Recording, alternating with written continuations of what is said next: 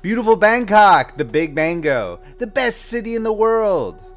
Beneath the smiling veneer of the world's most visited city lies a deep dark underbelly that is experienced by its citizens on a daily basis. Psychosis, drugs, and murder are all part of the norm outside of the glitzy tourist facade. Come visit the seedy Bangkok apartment complex colloquially known as BAAN NGUU, or in English, the Snake House. A place where everyone has a dark secret and everyone gets what they deserve. Next up is Pong's story. A friendly rookie is accused of sexual assault by an obnoxious diva with too many social media followers. However, her intoxicated ways will not go without consequences. You can read the entire story on Substack. Link is in the description below. Gentle Giant, Pong's story. Don't mess with the cats. The drunk teenager cruised on his motorbike into the Tarawet police checkpoint. Maneuvering through the cones, he put his left leg down and slipped, causing his Honda Scoopy 125 to bump the curb. Lance Corporal Pong shined a massive 4D cell flashlight in his face. "You! Why are you so drunk?" Pong snapped. He tried to puff up his chest to make himself even more intimidating than he already was at 180 centimeters and 90 kilograms. However, the teenager was so blitzed, he couldn't even pick up his head. He lazily slumped over the handlebars. Pong grabbed him by the hair with his gloved hand and inspected his bloodshot eyes. It was like looking at a coconut. "Come on, officer, I'm almost home," the teenager said, reeking of Sang-Som rum. "Pong, what are you doing?" Sergeant Gon said, walking up behind him. "This punk doesn't have any money to pay the fine." "But Sarge, he's totally wasted," Pong interjected. "Yeah, but he's on a bike in the middle of the night. He can't hurt anyone except a soy dog. Besides, my wife gets her nails done at his mom's shop," Gon said. "Here, watch this. I'll just give him a good scare." Gon grabbed the boy by his t-shirt and smacked him on top of the head with a half-full water bottle. "If I ever catch you driving like an idiot again, I'm telling your mother," Sergeant Gon yelled. "Can you get this piece of crap bike home?" The teenager looked at the sergeant with terror after getting his bell rung and said, Yes, sir." "Get out of here, you bum," Gon said. The teenager started up his bike and zigzagged down the road, turning right off of the main road into a small soy. "See, Pong, you can't get worked up over every drunken moron that comes through here at 2 in the morning. Look, he was only a few hundred meters from his home. Just bust the ones that are going to be a problem," Sergeant Gon instructed. "Thanks for the tip, Sarge," Pong said. Gon had taken Pong under his wing ever since he finished the academy 3 months ago. Even though Gon hadn't advanced very far in his career in 15 years, he was a tad of beast and very foul-mouthed. Gon knew everybody on the Tarawet beat and how to deal with them. Pong was from the same neighborhood, and a lot of the people also knew him, but from when he was a kid, so it was challenging trying to keep order. Fortunately, Gon showed him all the mind tricks to make people respect him as a police officer, even if they still remembered when Pong was running around in a Ben 10 t-shirt as a little boy. They continued letting more cars and motorbikes through the checkpoint, shining their lights at everyone's face as they slowly rolled through the cones. Gon had taught him that the nervous people were probably sober enough. It was the cavalier ones you had to watch out for. "I gotta take a leak, Pong. Can you watch things here a bit?" Gon asked. "Of course, Sergeant," Pong replied. A minute later, a Mercedes SUV came barreling down the road and was on a trajectory to blow through the checkpoint. Pong pulled out a whistle and began shining his flashlight through the windshield. "Stop, stop," he yelled. The driver slammed on the brakes and nailed one of the cones. It went flying up onto the sidewalk with a dent in it. Pong rushed over and peeked in the driver's side window. In the SUV were 4 very attractive women who were dressed in nightgowns with runny mascara coming down their face. They looked like they had been seriously drinking, and the driver's pupils were massive black voids. She must have been on drugs. "Have you ladies been drinking?" Pong asked, a bit intimidated by their beauty. "What do you think, stupid?" the female driver said. "I'd say you've had quite a bit to drink," Pong stated. Don't you know who I am? The driver asked as she made a face mocking his flummoxed demeanor. I'm Neng Ka. Most people knew Neng Ka as the singer and actress who'd done several Thai horror movies, usually as a hapless girl being terrorized by forest ghosts. But Pong, like a lot of younger people, knew her from social media because she had some rich sheikh boyfriend in Dubai that was always flying her around via private jet. Those duck-faced selfies of her over the Alps could rack up over 1 million likes. Well, sorry, Miss Nenka, but you're really intoxicated. I'm going to have to write you up, Pong said. Are you kidding me? She said, fishing through her purse. She thrust 2,000 baht at him. What's this? Pong asked. Don't be a dummy, she said. Just let me go home. Hey, Sarge, Pong called. Sergeant Gon was still zipping up his pants after peeing behind a tree, but he came rushing over. What's going on over here? Gon asked, inspecting the interior of the SUV. This oversized meathead said we could get out of a ticket if we performed indecent favors for him, Nenkas said. Pong's eyes went wide with shock. Is she saying I'm a pervert? He thought. Pong had never been accused of that before. He looked down in shame. Are you serious? Sergeant Gon asked. Pong's a big scary guy, but I don't think he's ever even kissed a girl. He's the most bashful officer I've ever seen on the force. We'll see about that, Nenka said. She stomped on the gas and went careening down the road. Pong noticed that her rear quarter panel had a massive dent in it that had been there for a while. Captain Tong Sapat had called Pong into his office the minute Nenka posted on her Instagram that a burly Thai officer had propositioned her in exchange for avoiding a drunk driving charge.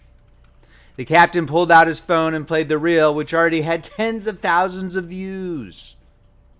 He wanted to jump in my car with me and my girlfriends and take his pants off, she said while crying. I can't believe how corrupt the Thai police have become.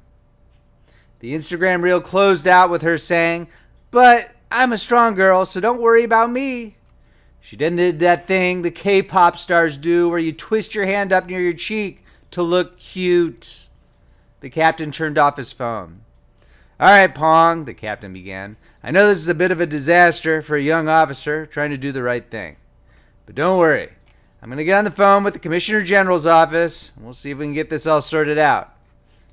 I just don't understand, sir, Pong said, fighting back tears. How could she get away with it?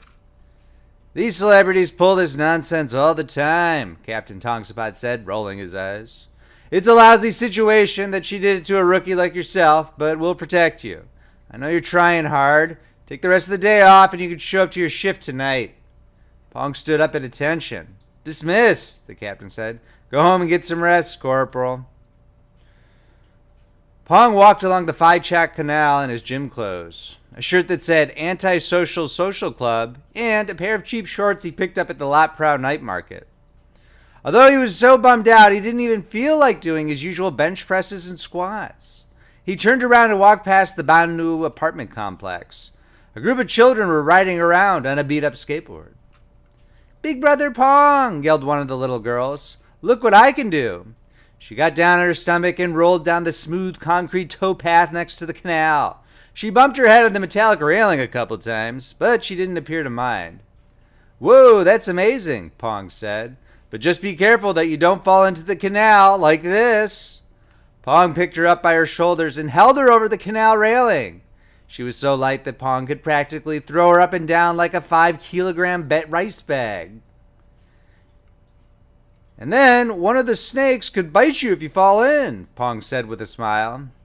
Hey, there's no snakes down there, she said as Pong set her back down on her skateboard. Are you sure? I saw one that was this big once, Pong said, extending his arms. Hey, I want to ride too, said another boy, who Pong believed was her little brother. I'm really busy, but okay, Pong said as he flung the boy up and held him over the canal. The boy began giggling hysterically. Pong always liked playing with the children in his BAAN NGUU apartment block.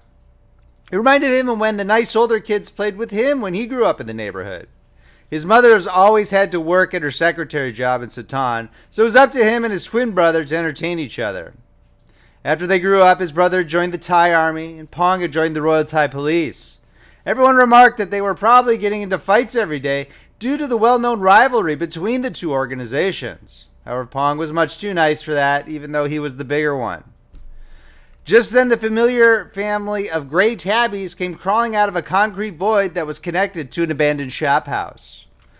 There was the mother with two little 3-month-old kittens following along. They jumped onto the towpath and began rubbing their whiskers on Pong's ankles. "Hey, little guys," Pong said. "It's treat time, huh?" He pulled out a small bag of salmon-flavored cat treats and made a little pile of them on the ground. The mother cat ate a bit, and then the two kittens began chowing down. After 10 seconds, they began fighting with each other. "Oh, haha, you're just like me and my brother," Pong said. "Let's break it up now. I'm a police officer and you have to comply." Pong grabbed both kittens by the scruff of their necks and split them apart. They were able to eat peacefully when outside of each other's striking distance. "Now, isn't that a much better way to eat your dinner?" Pong said. It was a busy night at the checkpoint. Thursdays were always busy, since that's when all the club kids went out in Bangkok. Pong shined his light in everyone's windshield as they came through the cones. So far, there had only been a few citations, nothing too serious. Pong was still stressed out by Nengka's accusations, but luckily the cat family had followed him from the canal to the checkpoint that evening. It was nice that they kept him company. Sergeant Gunn would reprimand him if he knew that he was playing with cats, so Pong told the kiddies to hide behind a pair of garbage cans on the sidewalks. Pong checked to make sure the sergeant wasn't looking, and he snuck them some salmon treats from the pocket of his uniform. "Just don't tell anyone," Pong whispered as he held out the snacks in his palm. "Pong, what are you doing over there?" Sergeant Gunn asked from the checkpoint. "Nothing, Sarge, just tying my shoe," Pong replied. "All right," Gunn said. "Hey, how did it go with the captain?"